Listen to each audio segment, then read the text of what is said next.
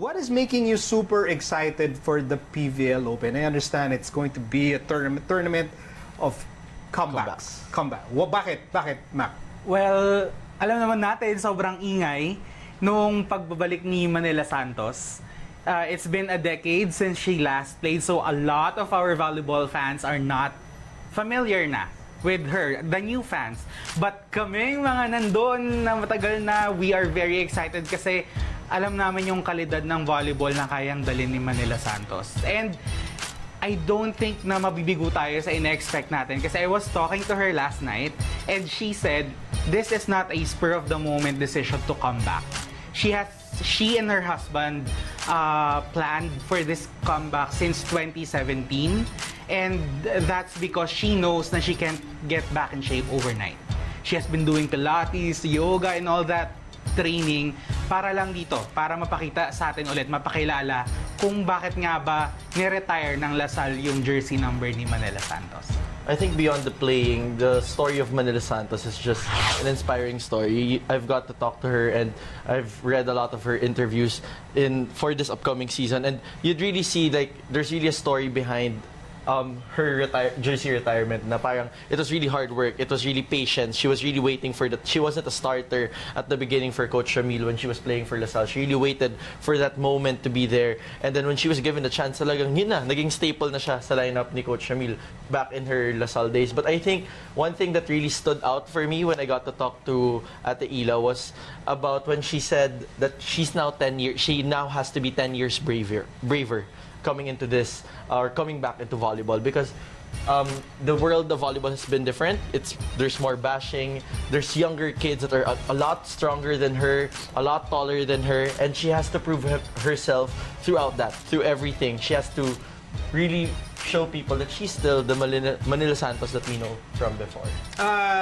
Speaking of the younger kids, so yung current, yung mga batang PVL stars and PVL players, what is their reaction to the comeback of Manilla Santos now?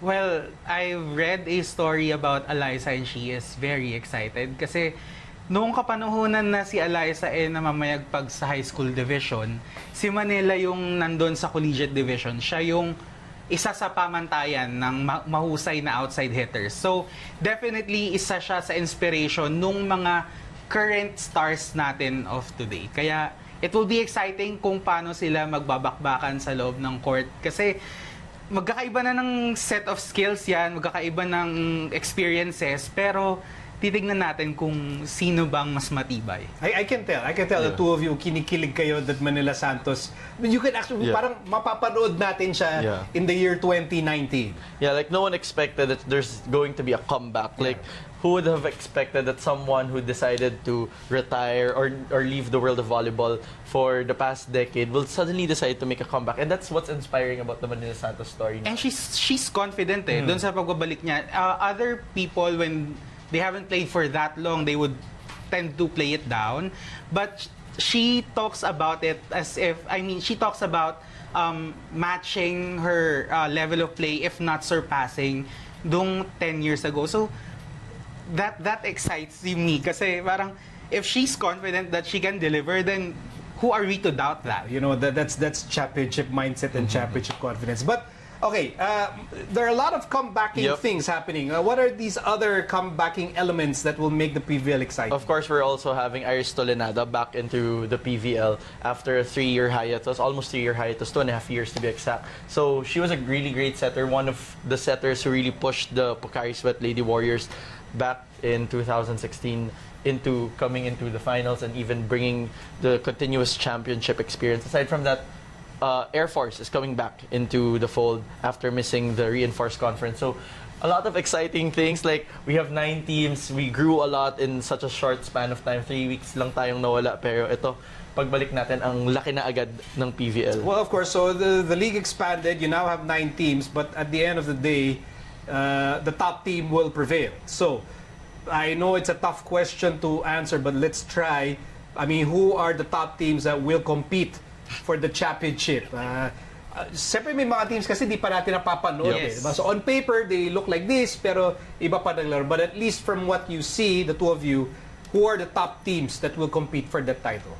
Well, kung tao sa tao, for me, malaki pa rin yung advantage ng Creamline. Kasi starting 6, bench players, solid tong team na to. Kahit sino ipasok mo dyan, kaya nilang gumawa. And yun yung pinaka-advantage nila. Kasi hindi naman everyday na yung starting 6 mo on point ang laro. And then we also have, I'm hoping for a better performance from Motolite. Kasi they are a good team for me. Locals-wise, they have the star power, the firepower, and I guess they just needed more experience of playing together. And now that they have that, I think they have a chance this Open Conference. I would have to agree with Mac, but I'm not predicting anything, but looking at the lineups, of course, Creamline's a given. They have a solid roster.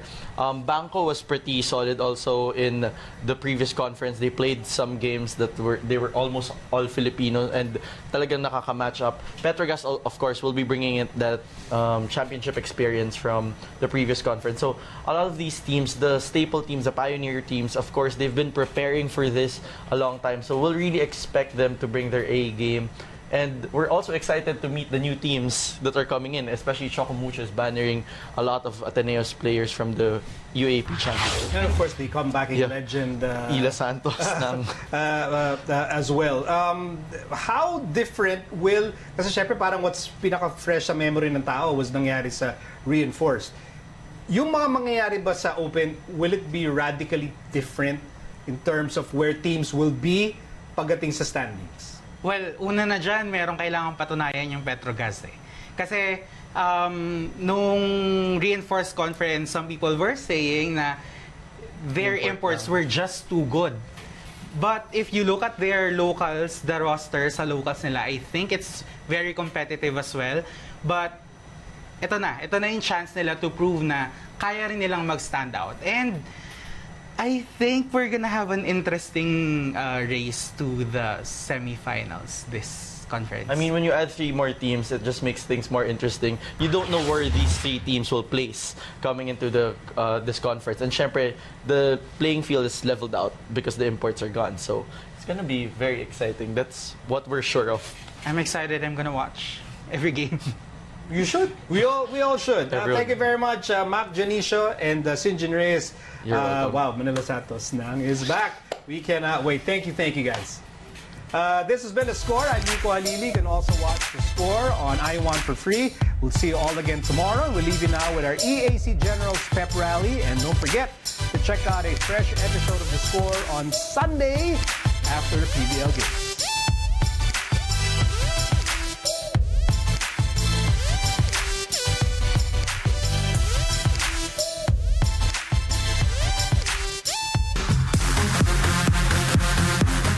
Boost their NCAA Season 95 campaign, the entire AYAC community showed their sugod general spirit in the annual celebration of their pep rally. The objective of pep rally is school spirit and student support. So by student support, we could encourage the players. We have to support the team, win or lose.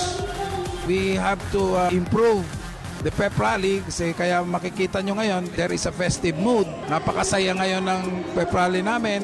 The event started with the parade of athletes led by AYAC's men's basketball team. Mahalaga to sa amin para magkakilala din yung bawat isa sa amin. Makilala namin yung ibang player and then mahalaga din to dahil para mas lalo mapalapit kami sa iyong community. Mas nakakagana maglaro pag may ganito. Just a month ago, the San Marcelino squad celebrated their first big win against LPU since 2016. Hindi maganda yung record namin ngayon dahil 1 win, 5 loss. Pero hindi kami nawawalan ng pag-asa na talunin pa yung mga natitira namin kalaban this first round. Performances from star music artists Marian Gazmin, RJ Agustin, and Young JV kept the crowd alive. Inaanyayaan ko ang AYAC community na suportahan ng AYAC men's basketball. Gagawin po namin ang lahat para manalo and hindi kayo bibiguin. Fuego, General!